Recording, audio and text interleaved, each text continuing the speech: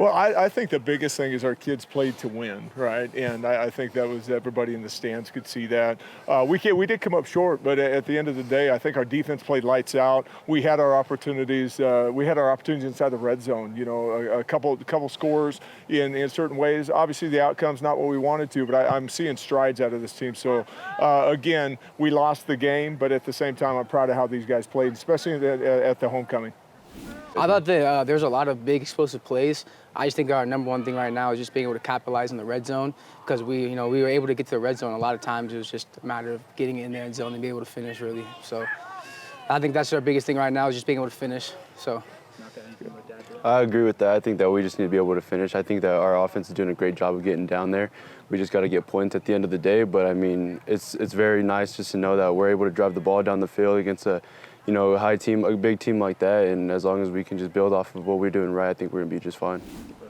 I think the standout things are how hard these guys are playing, right? There was nobody in the country, quite frankly, to give us a chance to even be in the game against Carroll. Credit them, they end up winning the game. But at the same time, to be able to stand toe-to-toe and go in the locker room 3-0, when you kind of look back and go, that could have been a 17-0 at half, you know. But at the end of the day, the way that kids are playing and how hard they're playing, we just got to be able to make plays. I know that we're going to have a breakout game where we can put it all together. I thought in the punt game, we were playing the punt game with them the entire day and be able to pin them down and win that field position battle with them. I thought was impacted the game, you know. And then right at the very end to be in a situation again where we had a chance to win it. That's two times, you know, one against Rocky, one against Carroll, that we had our opportunities where we fell short. But again, like to watch our defense play, that's a style of defense that I love watching, exciting. right? Yeah. That's exciting, and it got everybody on the sidelines excited to be able to come and watch Eastern Oregon play football. You know, so step by step, inch by inch, we're going to try and do everything we can. You know, against a very good College of Idaho team. You know, I rank them high in the conference for a reason. You know, I think that they're one of the best teams in the country. Yeah, we're going to have our hands full, but it's nothing. The stage isn't going to be too big for this team. I promise you that.